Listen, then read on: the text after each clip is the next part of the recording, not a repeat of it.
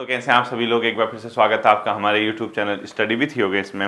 आज ईओ और आरओ की होमवर्क नंबर 5 है। ठीक है, जीएस की जो आपकी क्लास आ रही है वो इवनिंग के लिए आप वेट करना। आज होमवर्क का 5वीं नंबर की क्लास है, किसकी?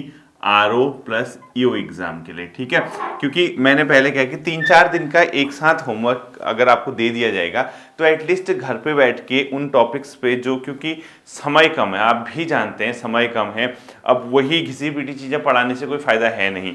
वो टॉपिक जैसे जो आपको नहीं आते, अब हमारा एक आध दिन में एग्रीकल्चर खत्म हो जाएगा, उसके बाद जो कुछ अधिकार वाला बच्चे बताने की सर अधिकार करा दीजिए, उसमें बौद्धिक संपदा का अधिकार तो कराया हुआ है। ठीक है, फिर भी अगर आप लोग कहेंगे तो वो अधिकार वाला एक साथ कर लेंगे। ठीक है, अधिकार वाला टॉपिक है। ऐसे ही कुछ जीएस के और टॉपिक है, जैसे खेल वाली करंट अफेयर है, क्योंकि करंट अफेयर शायद 30 नंबर की ईओ में, स्पेशल स्पोर्ट्स वाला 10 नंबर का मुझे लगता है कि दिया हुआ है उसने। ठीक है, मैंने ध्यान तो दिया नहीं, तो वो खेल वाला पोर्शन वहां से कवर कर लेंगे, 10 नंबर का अधिकार कर लेंगे। और पॉलिटी में फिर बाकी कुछ है नहीं, पॉलिटी आपने चेक कर लिया होगा, वो घटना चक्र लुसेंट के स्तर से आप फटाफट जितना रैपिड जितना स्पीड पढ़ सकते हो, क्योंकि जो टॉपिक ओपन खोल के दिया है वही आपके लिए नए हैं, बाकी वही घिसी पिटी चीजें मैं आपको पहले बता रहा हूं। आप लुसेंट ऑब्जेक्टिव कीजिए, आप घटना चक्र ऑब्जेक्टिव कीजिए, आपको वही टॉपिक सिलेबस के हिसाब से देखते हैं जो उसने ऊपर खोल के लिखे हैं कि आपको ये टॉपिक ये टॉपिक ये टॉपिक पढ़ना है करके। ठीक है, तो अभी एक पाई चार्ट वाला भी देख रहा था मैं आपको, लेकिन वो मैथमेटिक्स का है बच्चों, कंप्लीट उसमें आपको परसेंटेज वगैरह आना चाहिए, तभी वो डायग्राम वाला बनेगा, क्योंकि वो एक कुछ ऐसे फिगर देगा, फिगर के आधार पर कहेगा आप इसको एनालिसिस करो, और उसके आप पूछेगा कि ए का उत्पादन वर्ष 2003 के कंपेयर में 2004 में कितने प्रतिशत ज़्यादा था, या 2005 के कंपेयर में 2001 में कितना प्रतिशत कम था। परसेंटेज वाला चैप्टर जिस बच्चे को आता है वो इजीली उसको कर सकता है। ठीक है, फिर भी मैं कोशिश करूंगा आपको तैयार करने की। ठीक है, देखिए ईओ के जो हिंदी के सिलेबस में बच्चों, अब ईओ का हिंदी का सिलेबस सिर्फ रटने वाला आ गया, यानी जो हम व्याकरण कर रहे थे वो खत्म हो चुका है। क्योंकि अब बताइए, वर्ण विचार वाला चैप्टर आपने कर लिया, संधि आपने कर ली, समास आपने कर लिया, संज्ञा क्रिया विशेषण जो भी है आपका कर लिया, कारक आपने कर लिए हैं, विराम चिन्ह आपने कर लिए। अब उसमें क्या है आपने देखा होगा, तत्सम है, तद्भव है, पर्यायवाची, मुहावरे, इसके अलावा उपसर्ग, प्रत्यय, साथ ही साथ जो लोकोक्ति, मुहावरे, ये सब चीजें हैं। यानी अब आपको उसको क्या है जो आपने हिंदी पढ़ ली है, क्योंकि इसमें ना ईओ के एग्जाम में प्योर 100 मार्क्स की हिंदी है और स्कोरिंग है। मैं आपको पहले बता रहा हूं, अब देखो 15 नंबर की वर्ण विचार वाले से चैप्टर से अगर दिया हुआ है तो 15 नंबर का मतलब समझते हैं आप, बहुत बड़ा स्कोर। अगर आपने यहाँ स्कोर अच्छा कर लिया तो आपके लिए, क्योंकि लेंथी पेपर है, आपका काम बन सकता है। ठीक है, तो हिंदी में अब आपको कौन सा टॉपिक तैयार करना होगा बच्चों यहाँ से, एक तो आप 5 नंबर का उपसर्ग प्रत्यय दिया हुआ है उसने, 2-3 दिन का है, क्योंकि अब संडे से पहले आपकी होमवर्क क्लास नहीं आएगी। ठीक है, इसलिए मैं थोड़ा ज्यादा दूंगा, 2-3 दिन के अंदर आप इसको करिए। उपसर्ग प्रत्यय, साथ ही साथ तत्सम, तद्भव, देशज और विदेशज शब्द, तत्सम, तद्भव, देशज और विदेशज। ठीक है, ये शब्द आपको करने हैं। अब आपको यहां से पढ़ना शुरू। अब ये आएगा आपका 5 नंबर का, 5 नंबर का तो आपका ये प्योर है। ठीक है, इसके अलावा तत्सम, तद्भव, देशज, विदेशज, ये 15 नंबर 10 नंबर का। अब आपका 15 नंबर तो आपके हाथ में चाबी है, और ये चाबी यहां नहीं खुलेगी जब तक आपका ईओ का एग्जाम हो नहीं जाता। हो जाएगा ना 26 नवंबर को, तो है शायद एग्जाम की डेट, हो जाना चाहिए मेरे हिसाब से। तो 5 नंबर का उपसर्ग प्रत्यय, 10 नंबर का तत्सम, तद्भव, देशज, विदेशज। अब ये यहाँ खत्म नहीं होने वाला, ये आपका निरंतर चलने वाली प्रक्रिया है। यहां से आपको क्या है, जब तक एग्जाम नहीं होता डेली आपको पर्यायवाची, मुहावरे, लोकोक्ति, इसके अलावा उपसर्ग प्रत्यय, जो भी ऐसी चीजें हैं जो आपको, ऐसा तो है नहीं कि कोई बहुत लिमिटेड आपका वो सिलेबस में हो, ये बहुत ही ज्यादा है। आप कितनी भी किताबें पढ़ते हो इसको पढ़ते, और ये यादें भी नहीं होते इतनी इजीली। ठीक है, आपको क्या करना है, पर्याय, जिससे कहते हैं ना कि पर्यायवाची विलोम तो बन जाते हैं, लेकिन पर्यायवाची में थोड़ा सा मुश्किल आती है। लेकिन पर्यायवाची कौन कौन से इंपॉर्टेंट होते हैं, मैंने एक वीडियो बनाई हुई है, आप चेक करना प्लेलिस्ट में, कहीं हिंदी के अंदर है या एग्जाम रणनीति के अंदर है, कहीं ना कहीं होगा, उसमें बताया होगा कि मेन पर्यायवाची कौन कौन से आपको देख के जाने, कहीं मिल जाएगा आपको। ठीक है, तो ये वाला पोर्शन, इसके साथ डेली आपको, मैंने पहले कहा आपको लोकोक्ति, मुहावरे, विलोम, ठीक है, पर्यायवाची, ये डेली तैयार करना है बच्चों। ये तो आपका एग्जाम तक निरंतर चलना चाहिए।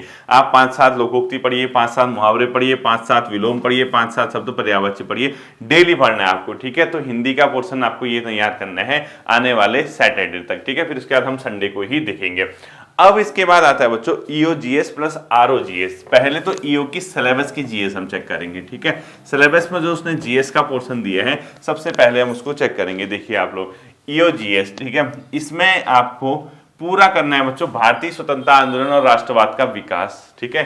भारतीय स्वतंत्रता आंदोलन, इतिहास में देखना, भारतीय स्वतंत्रता आंदोलन प्लस राष्ट्रवाद का विकास। ये बहुत लेंथी सेक्शन है, अब आप डीप पढ़ के कोई फायदा नहीं है, ठीक है। आप घटना चक्र वगैरह से, लूसेंट वगैरह से इसको तैयार कीजिए क्योंकि समय कम है। अगर आप इसको पढ़ने लगेंगे, ये तो पूरा 2 महीने का कोर्स ही इतना ही है, ठीक है। तो आपको तो फैक्ट के हिसाब से देखना है। ये पढ़ना है आपको 1857 से देश की आज़ादी तक, 1947 तक की मॉडर्न हिस्ट्री। इसके अंदर आपको 1857 की क्रांति आएगी, भारत में राष्ट्रवाद का विकास, भारतीय राष्ट्रीय कांग्रेस की स्थापना, इसके अलावा गरम दल, नरम दल, इसके अलावा बंगाल का विभाजन, साथ ही साथ जो आपका आएगा लखनऊ समझौता, कांग्रेस के विभिन्न जो अधिवेशन हुए थे, साथ ही साथ जलियांवाला बाग हत्याकांड, असहयोग आंदोलन, इसके अलावा चौरी चौरा कांड, इसके साथ ही स्वराज पार्टी की स्थापना, साइमन कमीशन का भारत आना, साथ ही साथ लाहौर अधिवेशन, सविनय अवज्ञा आंदोलन, दांडी मार्च, गांधी इरविन समझौता, कम्युनल अवार्ड, पूना समझौता, इसके अलावा कांग्रेस का लखनऊ अधिवेशन, हरिपुरा अधिवेशन, साथ ही साथ भारत छोड़ो आंदोलन, क्रिप्स मिशन का भारत आना, भारत छोड़ो आंदोलन, कैबिनेट मिशन के मेंबर, संविधान सभा। ये कहीं ना कहीं ये बहुत ही लेंथी सेशन है, 3-4 ही नंबर का आएगा, ठीक है, क्योंकि ज्यादा है नहीं, 4-5 नंबर का यहाँ से आएगा। तो भारतीय स्वतंत्रता आंदोलन, राष्ट्रवाद का विकास, ये सिर्फ ईओ के लिए नहीं है बच्चों, आरओ के लिए भी है, क्योंकि आपके आरओ के जीएस में तो ये सिलेबस लिखा ही हुआ है ना, ये तो साफ साफ लिखा है। अब 2 चीजें हैं, चाहता तो मैं पढ़ा देता, अब बताओ ये क्योंकि कम समय है, 1.5 महीना आपका ईओ के लिए बचा है, 2 महीने आपके आरओ के लिए बचे हैं। अब वही चीजें मैं पढ़ा के कोई फायदा नहीं, क्योंकि अगर आप दृष्टि आईएएस से पढ़ रहे हैं या मतलब दृष्टि आईएएस क्विक जीएस से पढ़ रहे हैं, चाहे आप घटना चक्र से पढ़ लें, ये टॉपिक आपके स्वतः तैयार करने वाले हैं, इसमें कुछ नया भी नहीं है, ठीक है। क्योंकि मैं आपसे कह रहा हूं कि 3 दिन बहुत होते हैं। अब ऐसा भी नहीं है कि आप पहली बार पढ़ रहे हैं, पुराने छात्र हैं, आप लगभग एक लंबे समय से तैयारी कर रहे हैं, आप इसको कर सकते हैं, ठीक है। घबराना नहीं है बच्चों, सिलेबस तो खत्म करना ही करना पड़ेगा, इसलिए 3-4 दिन का टॉपिक आपका ये हो गया, ठीक है। इसके अलावा ईओ में इकोनॉमी में एक सिलेबस दिया है, भारतीय अर्थव्यवस्था में सेवा, कृषि, उद्योग क्षेत्र का योगदान, यानी जो आपने पढ़ा होगा इकोनॉमी में, देखना भारतीय अर्थव्यवस्था, कृषि, उद्योग, व्यापार और सेवा क्षेत्र, ठीक है। ये टॉपिक आपको तैयार करना है, इंडियन इकोनॉमी। इसमें क्या क्या करना है, भारतीय अर्थव्यवस्था में सेवा, पहले से लिखो, कृषि, उद्योग, सेवा क्षेत्र, कृषि, उद्योग, व्यापार व सेवा क्षेत्र, ठीक है। ये आपको पढ़ना है बच्चों, ये एक सिलेबस में दिया हुआ। अब आप कहोगे सर इसका सोर्स क्या है, इसका सोर्स तो कुछ नहीं है, आपको इंडियन इकोनॉमी में देखना है ना, एग्रीकल्चर टॉपिक आपका दिया हुआ है, आपको इसके अंदर ग्रीन रेवोल्यूशन पढ़ना है, इसके अंदर भारत में भूमि सुधार पढ़ना है जो मैंने कल पढ़ाया था, ठीक है, वही इसी के अंदर देखने को मिलेगा।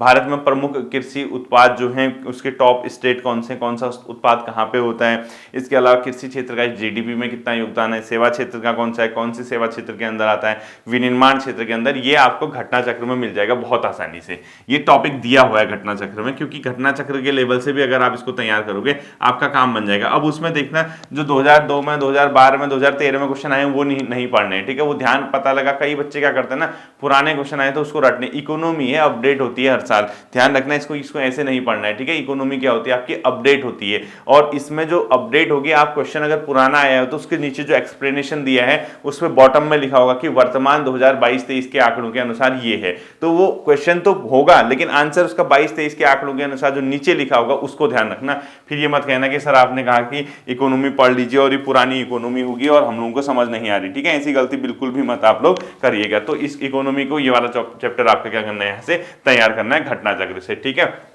पॉलिटी के अंदर संसद, पॉलिटी के अंदर संसद, ठीक है, ये सब घटना चक्र से, क्योंकि देखो अगर इसको आपको डीप स्टडी करनी होती, यानी गहन अध्ययन करना होता, किसी डीप किताब से पढ़ना होता, तब तो नहीं होता इतना। लेकिन अब बताओ संसद के अंदर लोकसभा, राज्यसभा, लोकसभा अध्यक्ष, संसद का संयुक्त अधिवेशन, संसद के अंदर विधेयक, ये टॉपिक तो घटना चक्र से बहुत आसानी से कवर आप लोग कर सकते हैं, क्योंकि आपके पास समय कम है बच्चों, ठीक है। तो संसद वाला टॉपिक आप क्या करोगे, पॉलिटी के अंदर दोनों ईओ प्लस इको वाले दोनों ही आपको क्या करना है, तैयार करना। और हिस्ट्री के अंदर मौर्य और मौर्योत्तर काल, आरओ वाले, ठीक है, आरओ के लिए ही हिस्ट्री के अंदर मौर्य प्लस मौर्योत्तर उत्तरकाल। अब देखना, जो ईओ वाले हैं उनका तो ये टॉपिक है जीएस के अंदर बहुत सही तरीके से, ठीक है, और ये वाला टॉपिक है किसका, ईओ वालों का।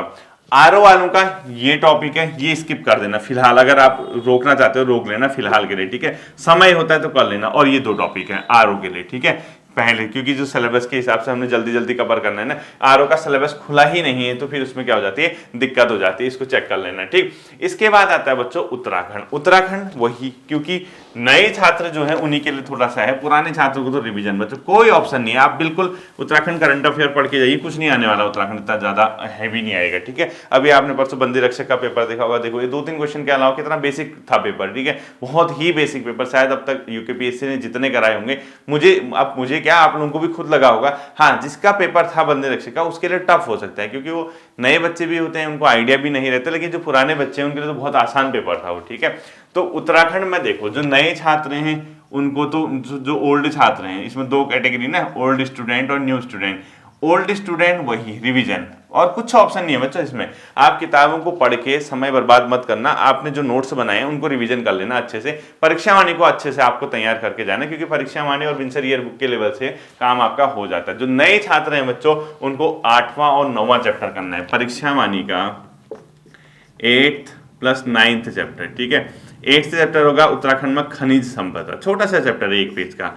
9 चैप्टर होगा कृषि पशुपालन वाला, जो भी कृषि पशुपालन सिंचाई जो भी दिया है, ये 2 चैप्टर आप लोग तैयार करना, बाकी समय मिलेगा तो बाकी पुरानी जो चीजें हैं उसको आप लोग क्या करोगे, उत्तराखंड में रिवीजन करोगे, इसको आप लोग ध्यान रखना, ठीक है।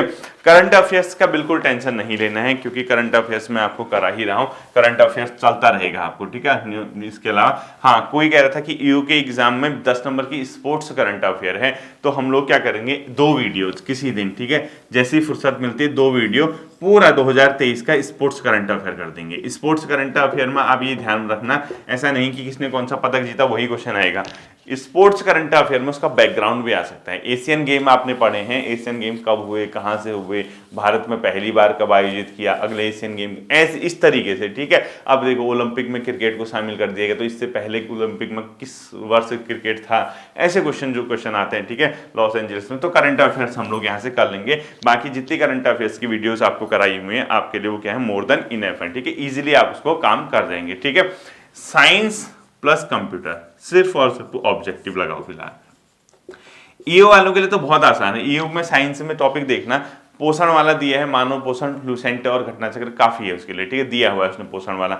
इसके अलावा 1-2 टॉपिक और दिए थे उसने, ध्यान नहीं आ रहा मुझे, सिलेबस में चेक करूंगा, तो फिलहाल पोषण वगैरह वाला टॉपिक आप लोग यहाँ संडे तक इसको तैयार करना। इतना पोर्शन है बच्चों। अब 2 चीजें हैं, एक तो आपको लग रहा होगा कि यार ये कैसे होगा, क्योंकि जो प्राइवेट सेक्टर में है, जो और काम भी कर रहा है उनके लिए तो दिक्कत है ही, लेकिन जो सिर्फ और सिर्फ पढ़ाई करते हैं, यानी जिनके पास पढ़ने के अलावा फिलहाल कोई विकल्प नहीं है, उसका संडे तक ये इजीली हो जाएगा, ठीक है। तो कोशिश करना है इसको तैयार करने की जितना भी हो सके, क्योंकि अब ये टॉपिक मैं चाहता आपको एक एक दिन करके तोड़ के देता, फिर भी तो बात वही थी, अब मुझे यहाँ पे आना पड़ता डेली, आपका भी टाइम वेस्ट होता, तो एक दिन आपको बता दिया, संडे सैटरडे संडे तक इसको, सैटरडे एंड तक, यानी आज क्या बुधवार है ना, बुध बृहस्पति शुक्र शनि 4 दिन है आपके पास, 4 दिन में आप ये टॉपिक इजीली कर सकते हैं बच्चों। संडे को हम न्यू जो है आपका उसकी वीडियो रखेंगे, किसकी, होमवर्क की रखेंगे, तो सैटरडे तक इसको तैयार रख लीजिएगा। फिर मिलते हैं अगले सेशन पे, अपना ध्यान रखना, थैंक यू।